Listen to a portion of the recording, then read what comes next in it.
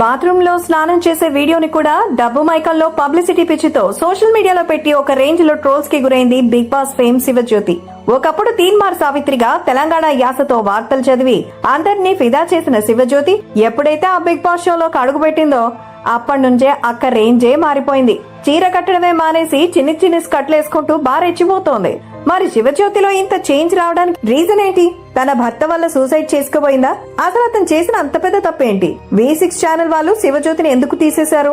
Shivajyothi anchor career ముగియడానికి కారణం ఆ ఛానలేనా? డబ్బు కోసమే ఆ ప్రైవేట్ వీడియోని బయట పెట్టిందా?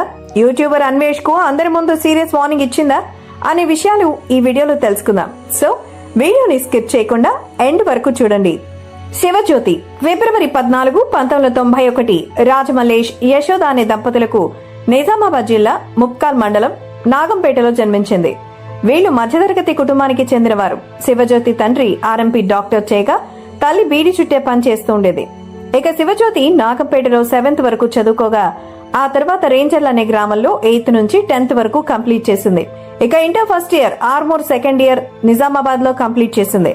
అయితే ఆమె తండ్రి ఆర్ఎంపీ కావడంతో కూతుర్ని కూడా డాక్టర్ ఫీల్డ్ లోకి పంపాలని నిర్ణయించుకుని శివజ్యోతిని హైదరాబాద్ కి తీసుకొచ్చి యశోదలో బీఎస్సీ నర్సింగ్ కోర్స్ లో జాయిన్ చేశారు. కానీ శివజ్యోతికి అక్కడ చిన్నపిల్లలకు ఇంజెక్షన్ చేయడం ఇష్టం లేక నర్సింగ్ కోర్స్ కి మధ్యలోనే ఫుల్ స్టాప్ పెట్టేసింది.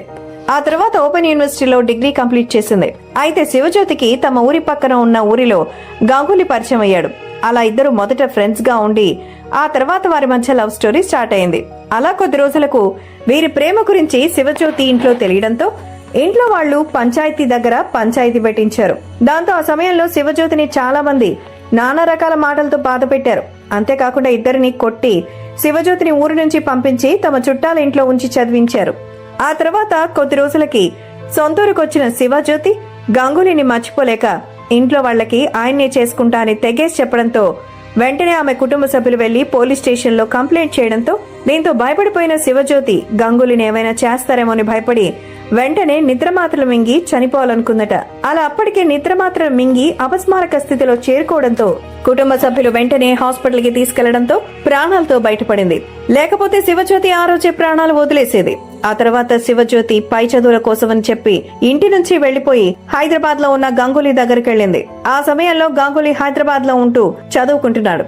ఇక అక్కడే శివజ్యోతి, గంగూలీ, ఆయన సోదరుడు ముగ్గురు ఒకే రూమ్ లో కలిసి కొన్ని రోజుల పాటు ఉండగా ఆ తర్వాత గంగూలీ శివజ్యోతిని ఒక మంచి హాస్టల్లో జాయిన్ చేసి ఆమె బాధ్యతలు తానే చూసుకున్నారు. అలా గంగూలీ చదువుకుంటూనే మరోవైపు పార్ట్ టైం జాబ్ చేస్తూ శివజ్యోతికి ఎలాంటి లోటు లేకుండా చూసుకున్నారు.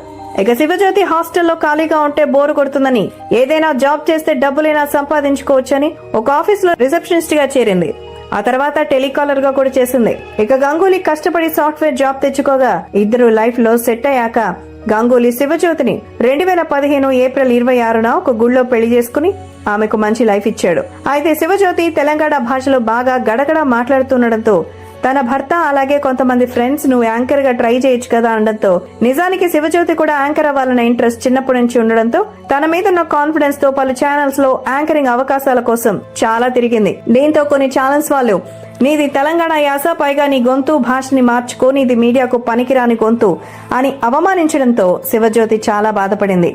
అయినా కూడా ఎలాగైనా తను యాంకర్ అవ్వాలని బాగా ప్రయత్నం చేసింది. అలా V6 ఛానల్ వాళ్ళు తెలంగాణ యాసలో వార్తలు చదివే వారి కోసం ఆడిషన్స్ చేస్తున్నారని తెలుసుకున్న శివజ్యోతి అక్కడికి వెళ్లి పాల్గొనగా తన యాసతో వారిని ఆకట్టుకోగా యాంకర్ గా సెలెక్ట్ అయింది. అలా V6 ఛానల్లో మొదటి సినిమా వార్తలు చదవగా తర్వాత weekend special Teenmaar voice overs చేసింది. అలా కెమెరాకు కనిపించకుండా వాయిస్ ఓవర్ చేయడంతో పైగా తన గొంతు కాస్త డిఫరెంట్ గా ఉండడంతో శివజ్యోతి వాయిస్ కు జనాల్లో మంచి రెస్పాన్స్ వచ్చింది. అంతేకాకుండా ఆ ప్రోగ్రామ్ కి మంచి రేటింగ్ కూడా వచ్చింది.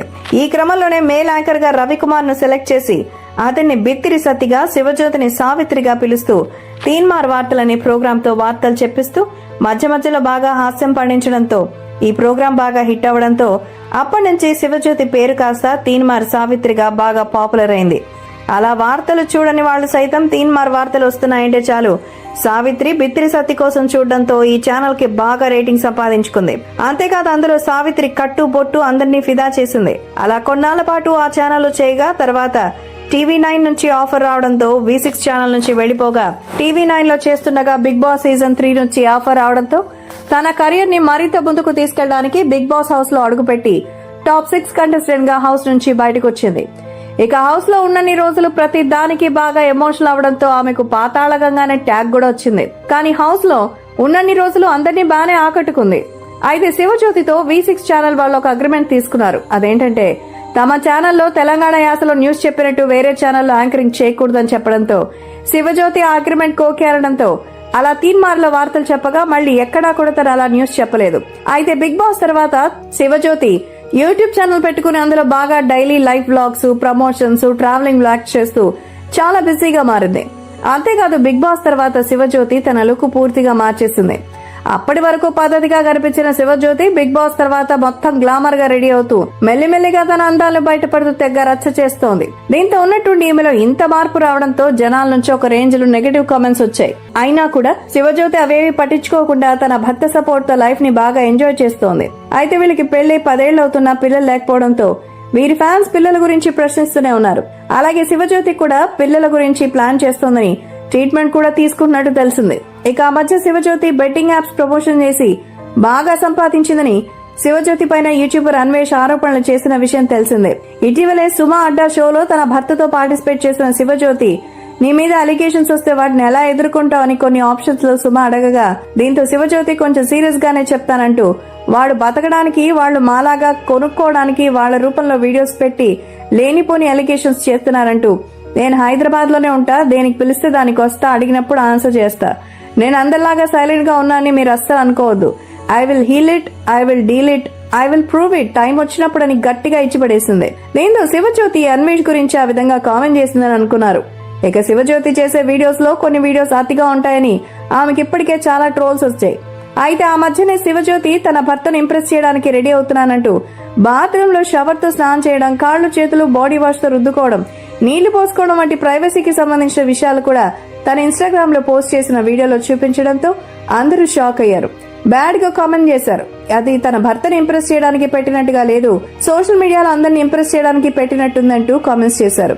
అయితే శివజ్యోతి మాత్రం ఓ బాడీ వాష్ ప్రమోషన్ లో భాగంగా ఈ వీడియో చేసిందని తెలియడంతో డబ్బుల కోసం ప్రైవేట్ వీడియోలు కూడా పెడుతున్నావా అని ట్రోల్స్ చేశారు.